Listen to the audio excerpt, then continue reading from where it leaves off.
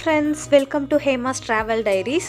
So எல்லாருக்கும் என்னோட இனிய புத்தாண்டு நல்வாழ்த்துக்கள். A warm and bright happy new year to you all. So இந்த வருஷம் உங்களோட கனவுகளும் உங்களோட எண்ணங்களும் நிறைவேற என்னோட மனமார்ந்த வாழ்த்துக்கள். ஸோ தம்ப்நெயிலே பார்த்துருப்பீங்க, எஸ், நான் திருநள்ளாருக்கு போய் வழிபட்டதை பற்றி தான் இந்த வீடியோவில் நம்ம பார்க்க போகிறோம். இந்த பக்தி யாத்திரை பார்த்தீங்கன்னா நான் வேலுச்சாமி டூரிஸ்ட் மூலியமாக தான் போனேன். ஸோ இவங்களை பற்றின டீட்டெயில்ஸ் நான் ஆல்ரெடி இதுக்கு முன்னாடி போட்ட 14 சிவாலயங்கள் வீடியோவில் இதை பற்றி சொல்லியிருப்பேன்.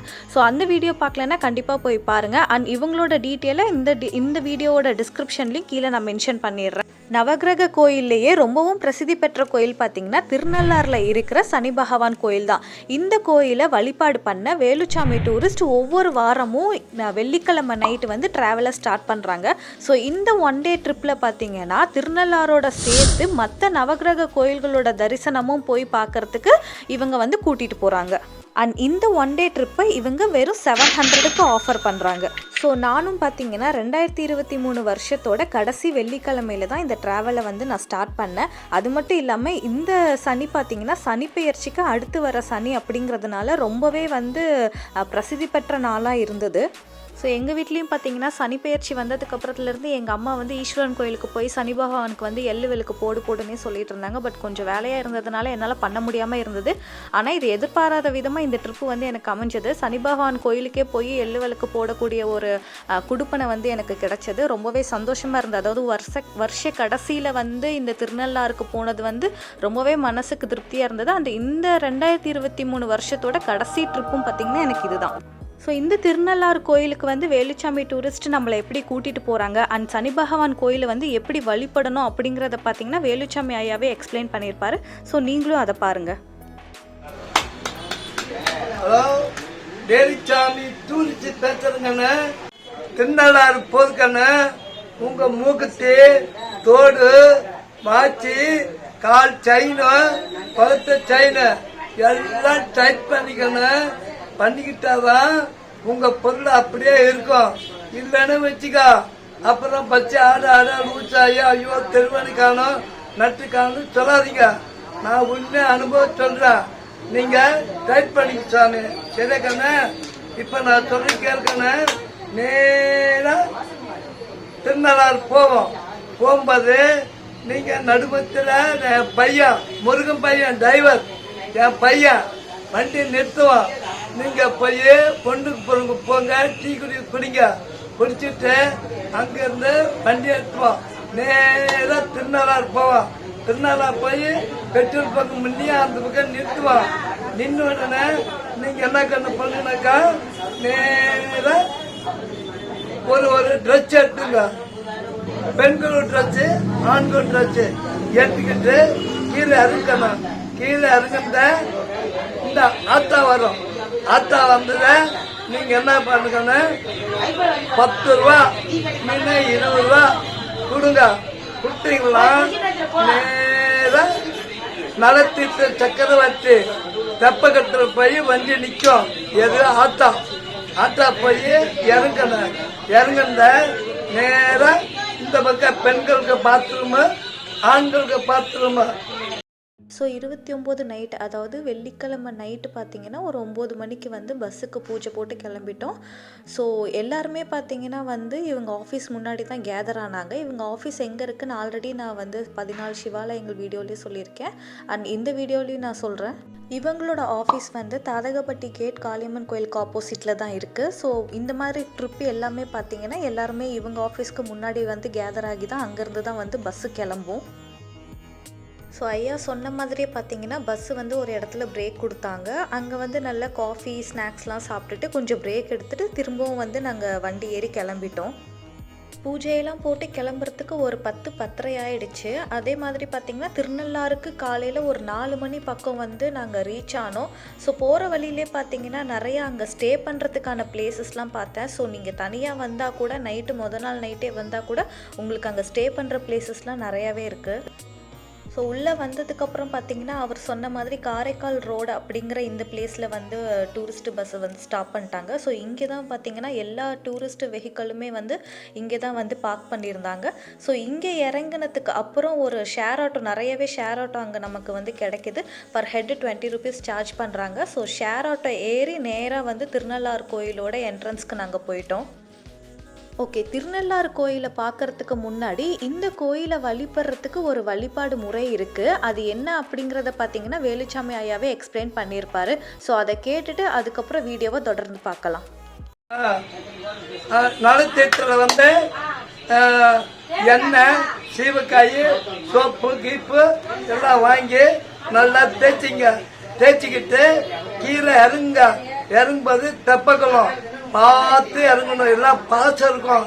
பாசம் வலிக்கொட்டு பக்தனி கீழே வந்துடுங்க. ஒன்றுங்கன்னா நெஞ்சு வயிற்றானவங்களுக்கு நெஞ்சு வலிக்கும். அதனால முதல்ல இறங்கி தண்ணி எல்லாம் தேய்ச்சிக்கிட்டு எல்லாம் சூப்பராக ஊற்றிக்கிட்டு மேலே வாங்க. மேலே வரும்போது பெண்கள் ஒரு ட்ரெஸ்ஸு விட்டுருங்க. ஆண்கள் எல்லா ஆண்களும் புது துணி எதுனாலும் சரி கவுச்சிர கப்பங்கள்லாம் அவுத்து போட்டுருங்க. போட்டுட்டு திருப்பியும் அங்கிருந்து மேலே வாங்க. மேலே வந்தது அங்கே ஒரு பெரிய குடான் மாதிரி இருக்கும். அங்கே போய் பெண்கள் துணி மாற்ற பிடிக்க இடம் இருக்குது, மாற்றிங்க. ஆண்களும் இங்கே எல்லாம் ட்ரெஸ் பண்ணிட்டு நேராக வாங்க. வந்தவொடனே லெஃப்ட் எடுப்பாங்க. அங்கே போன மெனத்திருக்க விநாயகர் இருப்பாரு. ஒரு தேங்காய் வாங்கி கல்பரை வைங்க. வச்சு நீங்க 6 பரு 7 பரு 8 பருக்கிறீங்களா, தேங்காய் சுற்றி ஏன்னா தொடான்னு அடிச்சிடுங்க. நீங்களும் சுற்றி அடிச்சிடுங்க.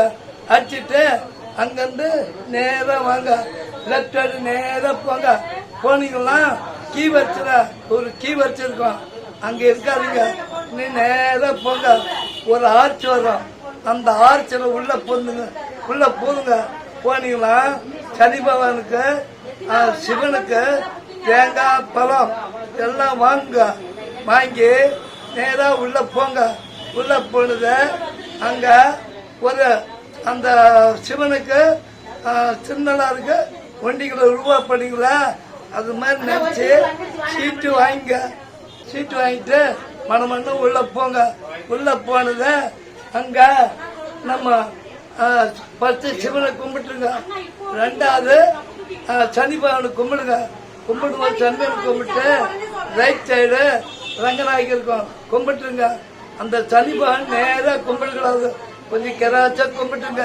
கும்பிட்டு அந்த தேங்காய் பழம் வாங்கிங்களா, அந்த தேங்காய் பழம் யாருக்கா கொடுத்துருங்க. நீங்க எடுத்துட்டு வீட்டுக்கு கொண்டு வரக்கூடாது. நீங்க அங்க கொடுத்துருங்க. கொடுத்துட்டே நீங்க சாப்பிட்டுருங்க. நேரம் உள்ள வாங்க. வந்தவன அங்க சனி பகவான் விளக்கு இருக்கும்.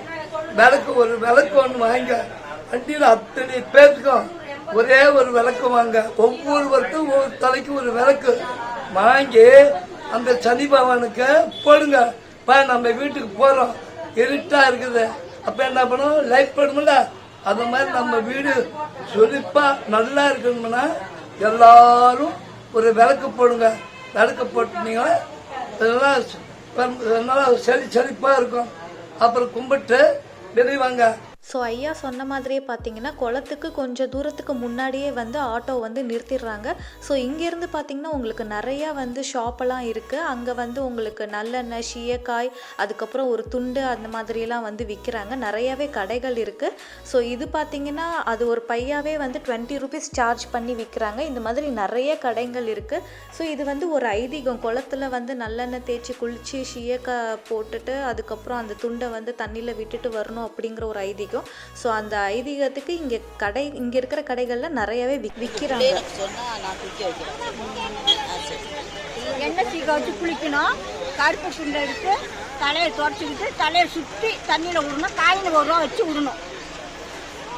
காயின் ₹1 வச்சுட்டு தண்ணியில் விடணுமா?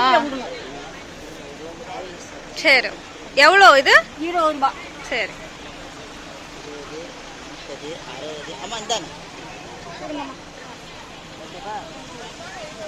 பேஸ்ட் ப்ரஷ் முதல் கொண்டு எல்லாமே கிடைக்கும் போல இங்க.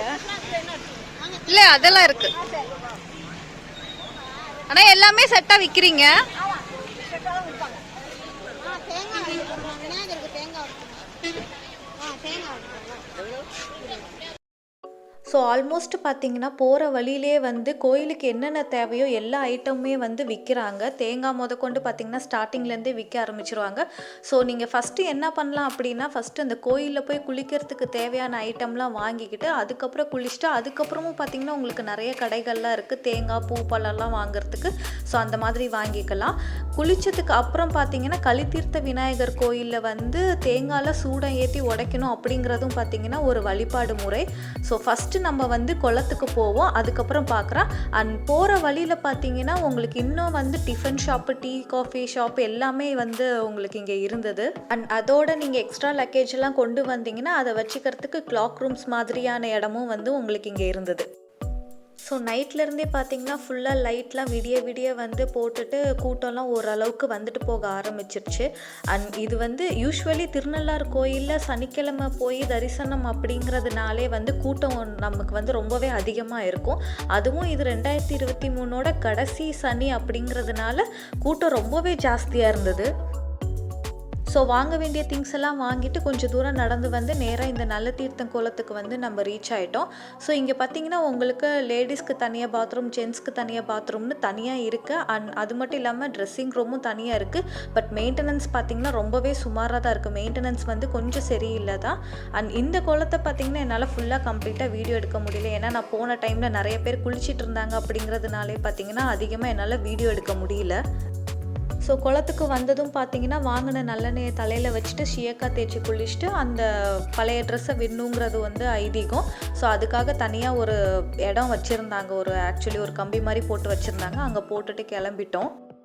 ஏர்லி மார்னிங் வந்ததுனால பார்த்தீங்கன்னா குளம் ஓரளவுக்கு வந்து கொஞ்சம் சுத்தமாகவே இருந்தது. பெருசாக பாசி அந்த மாதிரிலாம் எதுவும் இல்லை. அதுவும் நான் இறங்கின இடத்துல பார்த்தீங்கன்னா அதிகமாக வந்து பாசி அப்படின்ட்டுலாம் எதுவும் பிடிக்கல.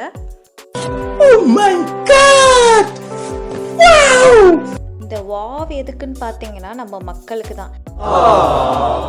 என்னன்னா ஆக்சுவலி வந்து ஐதீகம் அப்படிங்கிறது வந்து குளிச்சுட்டு துணியை வந்து தண்ணியில் விடுறது தான் வந்து குளத்தில் விடுறது தான் ஐதீகம். ஆனால் அதுக்கப்புறம் விட்டு துணியை எடுத்து குளத்துல இருக்கக்கூடாதுங்கிறதுக்காக கம்பியில் போட்டுறணும் அப்படிங்கிறதுக்காக தான் கம்பி கட்டி வச்சுருக்காங்க. அது மட்டும் இல்லாமல் அதை தான் வந்து அங்கே அனௌன்ஸ்மெண்ட்டும் பண்ணிகிட்டே இருக்காங்க. கீப் ஆன் அந்த அனௌன்ஸ்மெண்ட் பார்த்திங்கன்னா வந்துக்கிட்டே தான் இருக்குது.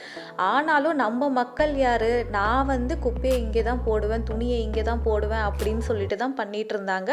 அது மட்டும் இல்லாமல் குப்பையெல்லாம் போடுறதுக்கு தனியாக குப்பை தொட்டின்னு ஒன்று வச்சுருந்தாங்க. ஆனாலும் பார்த்தீங்கன்னா இந்த ஷாம்பு கவர், சோப்பு கவர் எல்லாமே பார்த்தீங்கன்னா இந்த படியில் தான் போட்டிருந்தாங்க. ஸோ அடுத்தடுத்து வந்து குளிக்கிற மக்களுக்கு பார்த்தீங்கன்னா ரொம்பவே பார்க்குறதுக்கும் வந்து அந்த இடத்த யூஸ் பண்ணுறதுக்கும் கொஞ்சம் டிஸ்கஸ்டிங்காக இருந்தது. இதுவாவது பரவாயில்ல, நான் காலையில் ஏர்லி மார்னிங் போனதே வந்து இந்த நிலைமையில் இருந்தது. பட் இதுக்கப்புறம் நான் போயிட்டு ரிட்டன் வரும்போது பார்த்தீங்கன்னா குளம் வந்து குளமா இல்லை, ரொம்பவே வந்து ஒரு குப்பை நிறைஞ்ச ஒரு இடம் மாதிரி தான் இருந்தது பார்க்கறதுக்கு. இதை பார்த்து வந்து கோவப்படுறதா வருத்தப்படுறதானே தெரியல.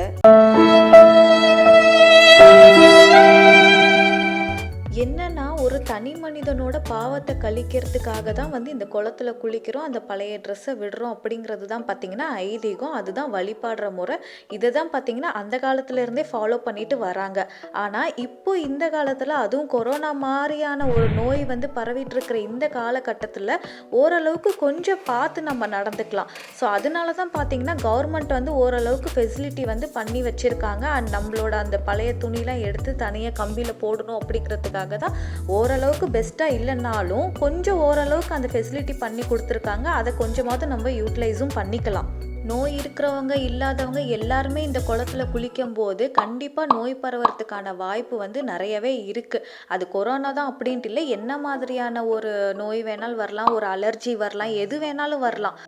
இதெல்லாம் க்ளீன் பண்ணுறதுக்காக தூய்மை பணியாளர்களை வச்சுருந்தாலும் அட்லீஸ்ட் நம்மளோட திங்ஸ், நம்ம தனியாக யூஸ் பண்ணுற நம்மளோட ட்ரெஸ்ஸை, நம்ம யூஸ் பண்ணுற அந்த ஷாம்பூ பேக்கெட்டு, சோப்பு கவர் இதெல்லாம் எடுத்தாவது நம்ம குப்பையில் போடலாமே. மற்றவங்களோடதெல்லாம் எடுக்கணும் அப்படிங்கிறது அவசியம் கிடையாது. நம்மளோடதாவது எடுத்து போடலாம். ஏன்னா நம்ம குளிச்சுட்டு வெளியில் வரும்போது அப்போ அடுத்தவங்க குளிக்கும் போது அது அடுத்தவங்களுக்கு வந்து டிஸ்டர்பன்ஸ் இல்லாமல் இருக்கும். அதுக்காக தான். அங்கே பார்த்ததுலேயே என்ன ஒரு ஃபன்னுனா, ஒருத்தருக்கு தான் பவுலர்னு நினப்பு போல இருக்கா.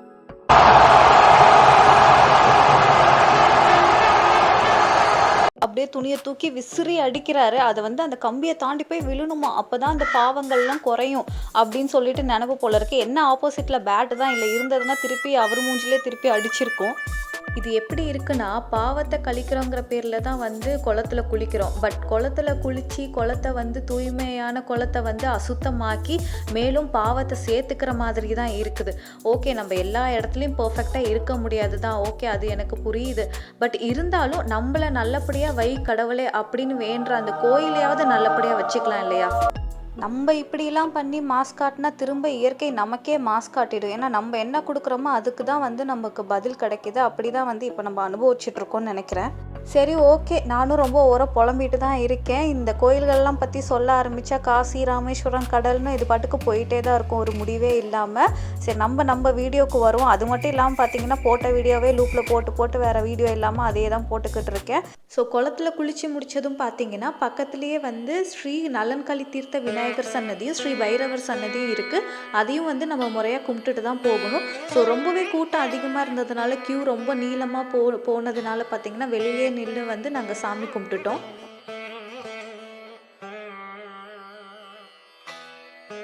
ஸோ சன்னதிக்கு பக்கத்துலேயே பார்த்தீங்கன்னா வந்து தேங்காய் உடைக்கிற இடம்னு ஒன்று இருக்குது. இங்கே பார்த்தீங்கன்னா வரவங்க பக்தர்கள் எல்லாருமே தேங்காய் வாங்கி அந்த தேங்காயில் சூடம் ஏற்றி அவங்க குடும்பத்துக்கு வந்து திருஷ்டி சுற்றி அந்த தேங்காயை வந்து இங்கே செதறும்படி உடைக்கிறாங்க. இதுவும் வந்து ஒரு ஐதீகம்.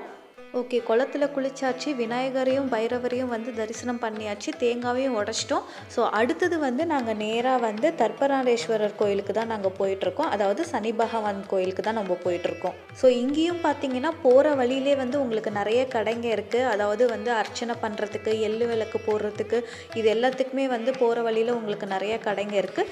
இங்கேயும் நீங்கள் வாங்கலாம். அண்ட் கோயில்கிட்டையும் போகிறப்ப வந்து அங்கேயும் உங்களுக்கு க்யூவில் நிற்கும் போது வரிசையாக நிறைய கடைங்க இருக்குது. உங்களுக்கு ஏற்ற மாதிரி, உங்களுக்கு பிடிச்ச மாதிரி நீங்கள் எப்படி வந்து வேண்டுதல் வைக்கிறீங்களோ, நீங்கள் எப்படி வேண்டணும்னு நினைக்கிறீங்களோ அப்படி வந்து நீங்கள் வேண்டிக்கலாம். பட் எள்ளு விளக்கு போடணும் அப்படிங்கிறதும் பார்த்திங்கன்னா ஒரு ஐதீகம். அதனால் வந்து சனி பகவானுக்கு எள்ளு விளக்கு வந்து எல்லாருமே வந்து இங்கே வாங்கி போடுவாங்க. கோயில்கிட்ட வந்ததுமே பார்த்திங்கன்னா ஒரு பெரிய க்யூ போச்சு. ஃப்ரீ தரிசனத்துக்கான க்யூ தான். இங்கே வந்து பார்த்திங்கன்னா பே பண்ணி போகிறதுக்கானதும் இருக்குது. நேரடியாக வந்து சன்னதியில், அதாவது வாசலில் இருந்தே வந்து போகிறதுக்கும் வந்து பேமெண்ட் இருந்தது. பட் நாங்கள் போனப்போ 600 300ன்னு சொன்னதுனால அவ்வளோ வந்து கொடுத்துட்டு போக முடியாதுனால நான் ஃப்ரீ தரிசனமில் நின்றுட்டு அப்புறம் கொஞ்சம் தூரம் உள்ளே போனதுக்கப்புறம் 100 ருபீஸ்க்கு பே பண்ணி நாங்கள் அந்த தரிசனமில் தான் போனோம். பட் இதுவே பார்த்திங்கன்னா கிட்டத்தட்ட வந்து எங்களுக்கு எவ்வளோ நேரம் ஆச்சுன்னா 3லேருந்து 4 மணி நேரம் ஆயிடுச்சு. கோயிலில் க்யூவில் நின்று உள்ளே தரிசனம் பண்ணிட்டு வரதுக்கு வந்து 4 மணி நேரம் ஆயிடுச்சு. 3.5 மணி நேரம் க்யூலே நின்னோம். அரை மணி நேரத்தில் வந்து தரிசனம் முடிச்சுட்டு வந்து வெளியில் வந்துட்டோம். வெளியிலே வந்து ஒரு 2 மணி நேரம் க்யூவில் நின்றுட்டு இருந்தோம். அப்புறம் இந்த மாதிரி ஒரு பில்டிங்குள்ளே போக ஆரம்பித்தோம். இது வந்து க்யூக்குன்னே வந்து இந்த பில்டிங் கட்டியிருக்காங்க போல். இங்கேயும் வந்து ரொம்ப லாங்காக தான் க்யூ போச்சு. இங்கேயும் பார்த்திங்கன்னா ஒரு டாய்லெட் ஃபெசிலிட்டி அண்ட் குழந்தைங்களுக்கு ஃபீட் பண்ணுற ஃபெசிலிட்டிலாம் வந்து வச்சுருந்தாங்க. அப்புறம் கொஞ்சம் தூரத்தில் பார்த்திங்கன்னா இந்த மாதிரி எங்களுக்கு வந்து வாட்டர் பாட்டில், பிஸ்கெட்லாம் வந்து வர பக்தர்கள் எல்லாத்துக்குமே வந்து வாட்டர் பாட்டில், பிஸ்கெட்லாம் வந்து கொடுத்துட்ருந்தாங்க. இங்கே இது வரைக்குமே பார்த்திங்கன்னா ஃப்ரீ தரிசனமில் தான் வந்துக்கிட்டு இருந்தேன். இதுக்கப்புறம் தான் வந்து நான் 100 ருபீஸ் பே பண்ணி வந்து டைரெக்டாக தரிசனம் பண்ணுறதுக்கு போனேன். ஸோ அதுவுமே பார்த்திங்கன்னா எனக்கு 1 hour மேலே ஆச்சு. இந்த கோயில் வந்து சனி பகவானுக்கு உகந்த கோயில் தான். ஆனால் இங்கே இருக்கிற மூலவர் பார்த்திங்கன்னா சிவபெருமான் தான்.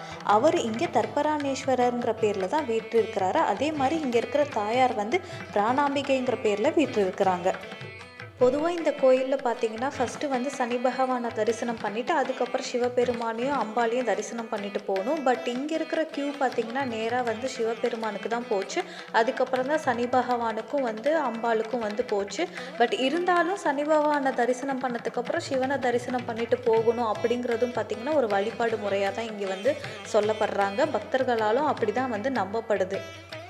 ஓகே, க்யூவில் நிற்கும் போது இந்த கோயிலோட தல வரலாறை பற்றி நான் உங்களுக்கு சொல்கிறேன். நலத்தமயந்தின்னு வந்து எல்லாரும் கேள்விப்பட்டிருப்பீங்க. ராமாயண காலத்துக்கும் மகாபாரத காலத்திற்கும் முன்னாடி நடந்த சரித்திரம் தான் இது. மவிந்த நகரை தலைநகரமாக கொண்டு ஆண்டு வந்த மன்னன் தான் வீரசேனன். அவரோட மகன் தான் நலன். ஒரு நாள் நலனோட பேரழகை கண்ட அன்னப்பறவை ஒன்று, மன்னா, உங்கள் அழகுக்கு ஏற்றவாறு பெண்ணொருத்தி இருக்கிறாள், அவள்தான் வீமசேனன் எனும் மன்னனின் மகள் தமயந்தி அப்படின்னு சொல்லுது. சொன்னது மட்டும் இல்லாமல் தமயந்தியோட குணநலங்கள் எல்லாத்தையுமே வந்து நலனுக்கு சொல்லுது. இதை கேட்ட நலனும் தமயந்தி மீது காதல் கொள்றாரு.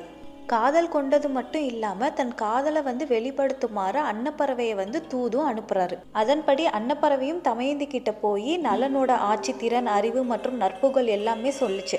அதை கேட்ட தமயந்திக்கும் நலன் மீது காதல் உண்டாச்சு. அதுக்கப்புறம் தமயந்திக்கு ஒரு சுயமரமும் ஏற்பாடு செஞ்சாங்க. அதில் நலன் உட்பட மண்ணுலக மன்னர்களும் இந்திரன் உட்பட விண்ணுலக தேவர்களும் பங்கேற்று வந்தாங்க. ஆனால் தமயந்திக்கு வந்து நலனை தான் பிடிச்சிருந்தது, நலனை தான் திருமணமும் செஞ்சாங்க. இதை பொறுத்துக்க முடியாத தேவர்கள் எல்லாருமே போய் சனி பகவான் கிட்ட வந்து நலனை துன்புறுத்தும்படி வேண்டிக்கிட்டாங்க. சனி பகவானும் பூமிக்கு வந்து 12 வருஷம் அவரை வந்து பிடிக்கிறதுக்கு காத்திருக்கிறாரு. ஆனால் நலனோட நீதியிலையும் ஒழுக்கத்துலேயும் அவர் வந்து ஆட்சி புரிகிற அந்த திறன்லேயும் வந்து எந்த ஒரு குறைபாடும் கண்டுபிடிக்க முடியல. ஒரு நாள் நலன் வழிபாட்டுக்கு போகும்போது காலில் தண்ணீர் ஊற்றும் போது பட்டும் படாமல் ஊற்றி அந்த வழிபாட்டில் போய் உட்காந்துடுறாரு. உடனே சனி பகவானும் அவரை பற்றி கொண்டுடுறாரு. சனி பகவான் நலனை 7.5 ஆண்டு பிடிச்சாரு. இதனால நலன் சூதாடி வந்து அரசாட்சியை இழந்ததோடு மட்டும் இல்லாமல் மனைவியோட போய் காட்டிலையும் வாழ்ந்து வந்தார். ஒரு சமயத்தில் மனைவியும் பிரிஞ்சிடுறாரு. அது மட்டும் இல்லாமல் கார்கோடங்கிற பேரில் வந்து ஒரு பாம்பு வந்து அவரை கடிச்சு அவரோட உடல் தோற்றமே மாறிடுது. நலனை காணாத தமயந்தியும் தன்னோட தந்தை கிட்ட சொல்லி மறுபடியும் ஒரு சுயமரம் வைக்கிறாங்க. அந்த சுயமரத்தில் நலனையே திரும்ப மறுமணமும் செஞ்சுக்கிறாங்க. நலனுக்கும் திரும்ப ஆட்சி வந்து திரும்ப கிடைச்சிருது. அது மட்டும் இல்லாமல் அவரோட பழைய உருவமும் அவருக்கு வந்துடுது. அது மட்டும் இல்லாமல் 2 பேருமே சேர்ந்து ஒரு நல்ல தம்பதிகளாக வாழ்ந்து வந்தாங்க. இழந்தது எல்லாம் திரும்ப கிடைச்சாலும் சந்தோஷமாக இருந்தாலும் மனசில் மட்டும் நிம்மதியே இல்லாமல் நலன் இருந்தார். ஒரு சித்த பிரம்ம பிடிச்சது போல தான் இருந்தார். இது பார்த்த நாரத முனிவர் நலன் கிட்ட இது அனைத்தும் சனி பகவானின் செயல், அதனால் தலையாத்திரை மேற்கொள் அப்படின்னு சொல்றாரு. அவர் சொல்படி மனைவி மக்கள் எல்லாரையும் கூட்டிட்டு காசிலிருந்து யாத்திரையை ஆரம்பிச்சார். இறுதியா தர்ப்பை புற்கள் நிறைந்த வனமான திருநள்ளாறு திருத்தலத்துக்கு வந்து அங்க இருக்கிற தீர்த்தத்துல நீராடி அங்க இருக்க சுயம்புவா தோன்ற தர்ப்ப புற்கள் நிறைந்த தழும்புடன் கூடிய தர்ப்பநாரீஸ்வரர் லிங்கத்தை மலர் சூடி வழிபாடு செஞ்சாரு. நலன் சிவனோட கருவறையில காலடி எடுத்து வச்சதுமே அவரை பிடிச்சிருந்த 7.5 சனி அவரை விட்டு விலகிடுச்சு. அன்னையிலிருந்து சனி பகவான் அங்கேயே தங்கி அங்கே வர பக்தர்களுக்கு வந்து நல்லாசி புரிஞ்சு வராரு. அவருக்கு அம்பாளுக்கு பக்கத்திலே சன்னதியும் அமைக்கப்பட்டிருக்கு. தன்னால் ரொம்பவும் துன்பப்பட்ட நலன் கிட்ட என்ன வரம் வேணும்னு சனி பகவான் கேட்டார். நலனும் சனி பகவானே, நான் பட்ட துன்பம் யாருக்கும் ஏற்படக்கூடாது, என் மனைவி பட்ட துன்பமும் எந்த பெண்ணுக்கும் ஏற்படக்கூடாது, வருங்காலத்தில் என் கதையை படிப்பவர்களுக்கு உங்களால் எந்தவித துன்பமும் வரக்கூடாதுன்னுங்கிற வரத்தையும் கேட்டார். சனி பகவானும் உன்னுடைய கதையை கேட்போரே படிப்போரே நான் துன்புறுத்த மாட்டேன்னு உறுதி கூறுறாரு. அது மட்டும் இல்லாமல் சனி பாதிப்பு உள்ளவர்கள் எல்லாமே நல புராணம் படித்து இங்கே இருக்கிற திருநள்ளாறு திருத்தலத்தில் வந்து வழிபட்டா சனியால் உண்டாகிற அனைத்து விதமான தோஷங்களும் விலகிடும் அப்படிங்கிறது பக்தர்களால் நம்பப்படுது. இது மட்டும் இல்லாமல் இங்கே இருக்கிற மூர்த்தி, தலம், தீர்த்தம் இது எல்லாமே என்னோட பேரில் விளங்கிடணும் அப்படிங்கிறதையும் வேண்டி ஒரு வரமாக வாங்கிக்கிறாரு. அதை சிவனும் சனி பகவானும் மனசார ஏற்றுக்கிட்டு அவர் கேட்ட வரத்தையும் கொடுத்தாரு. நலனுக்கு இங்கே விமோச்சனம் கிடைச்சதுனால தான் இங்கே இருக்கிற இறைவனை நாலீஸ்வரர் அப்படிங்கிற பேரால் அழைக்கப்படுறாரு. அதே போல் நலன் கேட்ட வரம் போலேயே இங்கே இருக்கிற தீர்த்தத்தை நலன் தீர்த்தம் அப்படின்னும் அழைக்கப்படுது. அதனால தான் இந்த ஊருக்கு திருநள்ளாறு அப்படிங்கிற பேரும் வந்தது. இதுதான் இந்த கோயிலோட தல வரலாறு. ஸோ நாங்களும் பார்த்திங்கன்னா கோயிலில் போயிட்டு சிவனை வேண்டிட்டு அதுக்கப்புறம் வந்து சனி பகவானை கும்பிட்டுட்டு அப்புறம் அம்பாவை கும்பிட்டுட்டு அங்கே இருந்து வந்து வாங்கின எள்ளு விளக்கை ஏற்றுறதுக்கு ஒரு இடத்துல போய் எள்ளு விளக்கையும் ஏற்றிட்டு அங்கேருந்து கிளம்பிட்டோம். ஆக்சுவலி பார்த்திங்கன்னா இந்த ஒரு க்யூவில் நிற்கும் போது நிறையா ஒரு என்ட்ரன்ஸில் அந்த பில்டிங் இருந்தது இல்லையா, க்யூ கட்டுறதுக்கான பில்டிங், அந்த என்ட்ரன்ஸில் வந்து நிறையா பேர் எள்ளு விளக்கு உள்ளே கொண்டு வரும்போதே வாங்கி வச்சுக்கிறாங்க. உள்ளே ஏற்றுறதுக்கு வந்து இடம் வைக்கிறது இல்லை கொஞ்ச நாள் அப்படிங்கிறதுனால கொஞ்ச நாளைக்கு வந்து இடம் இல்லை அப்படின்னு சொல்லிட்டு தான் இருந்தது. பட் கொஞ்சம் உள்ளே போனதுக்கப்புறம் பார்த்திங்கன்னா இந்த பெரிய தீச்சட்டியில் வந்து எள்ளு விளக்கு ஏற்றி போடுறாங்க. நானும் பார்த்திங்கன்னா என்னோட எள்ளு விளக்கை வந்து இந்த தீச்சட்டியில் தான் வந்து போட்டுட்டு வந்தேன். ஸோ 4 மணி நேரம் க்யூவில் நின்னதுக்கு தரிசனம் நல்லபடியாகவே வந்து பண்ணிட்டு வந்துட்டோம். இறைவனையும் நல்லபடியாக, சிவபெருமானையும் நல்லபடியாக பார்த்தோம், சனி பகவானையும் நல்லபடியாக பார்த்தோம், அம்பாலையும் நல்லபடியாக பார்த்துட்டு வேண்டிட்டு எள்ளு விளக்கும் போட்டுட்டு வந்துட்டோம். பட் 4 மணி நேரம் க்யூ அப்படிங்கிறதுனால வந்து அடுத்தடுத்து கோயிலுக்கு போகிறதுக்கு வந்து லேட் ஆகிடும். ஏன்னா இந்த ட்ரிப்பு பார்த்திங்கன்னா திருநள்ளாரோட சேர்த்து மற்ற நவகிரக கோயில்களோட தரிசனமும் சேர்த்து தான் வந்து இந்த ட்ரிப்பே. பட் இந்த ஒரு கோயிலே வந்து எங்களுக்கு ரொம்ப ரொம்பவே லேட் ஆகிடுச்சு அப்படிங்கிறதுனால கடைசியாக வந்து ஆலங்குடி கோயிலுக்கு வந்து எங்களால் போக முடியாமல் போயிடுச்சு. மற்றபடி மற்ற 8 நவகிரக கோயில்களுக்கு போயிட்டு அங்கே இருக்கிற நவகிரக சாமியை வந்து தரிசனம் பண்ணோம். ஸோ இந்த வீடியோ வந்து ஒரு லாங் வீடியோவாக தான் போயிடுச்சு. ஏன்னா இந்த கோயிலோட வழிபாடு, இந்த கோயிலோட தல வரலாறு சொல்கிறதுக்கே பார்த்திங்கன்னா ரொம்ப நேரம் எடுத்துருச்சு. ஸோ இந்த ட்ரிப்பு பார்த்திங்கன்னா வாரம் வெள்ளிக்கிழமை வந்து கிளம்புறாங்க.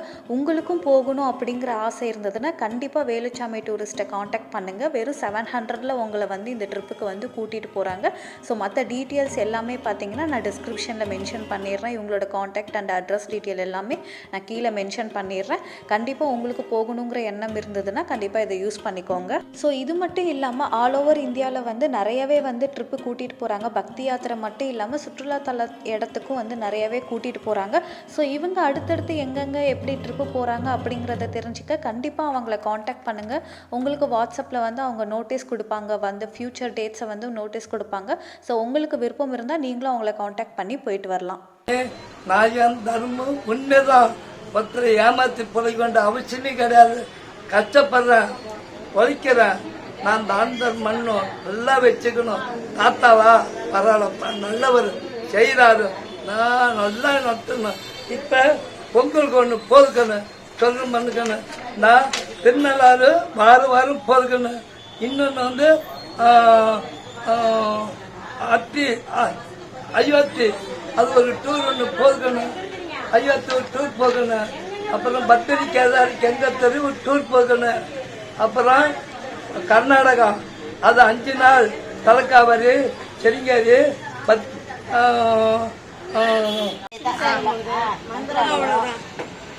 போகுது, தர்மசாலா போகுது, கர்நாடகா டூரு, கேரளா டூர் போகுது, ராமேஸ்வரம் போகுதுங்க. எல்லா டூரும் போகுது. இது நிச்சயம் வருவேன் நான். கண்டிப்பா வருவேன். அதுமாதிரி காசி யாத்திரை போகுது. நான் ஏப்ரல்ல போலாம், மார்ச்ல இல்லையா, புக் ஆயிடுச்சான். வாரம் திருநள்ளாறு போகும், மாசம் ராமேஸ்வரம். சரி. ஸோ அடுத்த 8 கோயில் பார்த்த அந்த நவகிரக தரிசனம் வந்து நான் டைம் கிடைக்கிறப்ப தனித்தனியாக வீடியோ போடுறேன். அதோட தல வரலாறு, அதோட சிறப்புகளையும் சேர்த்து நான் வந்து வீடியோ போடுறேன். ஸோ இந்த வீடியோ உங்களுக்கு பிடிச்சிருக்குன்னு நினைக்கிறேன். பிடிச்சிருந்தா கண்டிப்பாக லைக் பண்ணுங்கள், உங்கள் ஃப்ரெண்ட்ஸ் அண்ட் ஃபேமிலிக்கு ஷேர் பண்ணுங்கள். அண்ட் என்னோட அப்கமிங் வீடியோஸ் பார்க்குறதுக்கு மறக்காமல் சப்ஸ்கிரைபும் பண்ணிவிடுங்க. Until then signing off Hema. முக்கியமாக ஒன்று சொல்ல மறந்துட்டேன். இந்த 2023யோட ஃபைனல் வீடியோ vlog வீடியோ பார்த்திங்கன்னா, ஃபைனல் ட்ரிப்பும் பார்த்திங்கன்னா எனக்கு இந்த வீடியோ தான். பட் இதுக்கப்புறம் ஒரு வீடியோ இருக்குது. அது என்னன்னு பார்த்திங்கன்னா, என்னோடய கூட்டாளிகளில் நான் திருநள்ளாறு போன டைமில் வந்து என்னை கழட்டி விட்டு வால்பாறை போயிட்டாங்க. ஸோ அதை ஒரு ஃபன்னாக ஒரு வீடியோ போடலாம் அப்படின்ட்டு இருக்கேன். அது மட்டும் இல்லாமல் இந்த சேனலில் ஒரு சூப்பரான ட்ரிப் நான் ஒன்று போகிறேன். ஸோ என்னோட லைவ் அப்டேட்ஸை தெரிஞ்சுக்கிறதுக்கு என்னோட இன்ஸ்டாகிராமை ஃபாலோ பண்ணுங்கள். ஸோ நெக்ஸ்ட்டு ஒரு சூப்பரான வீடியோவில் நான் உங்களை பார்க்குறேன். Until then bye. And once again, Happy New Year.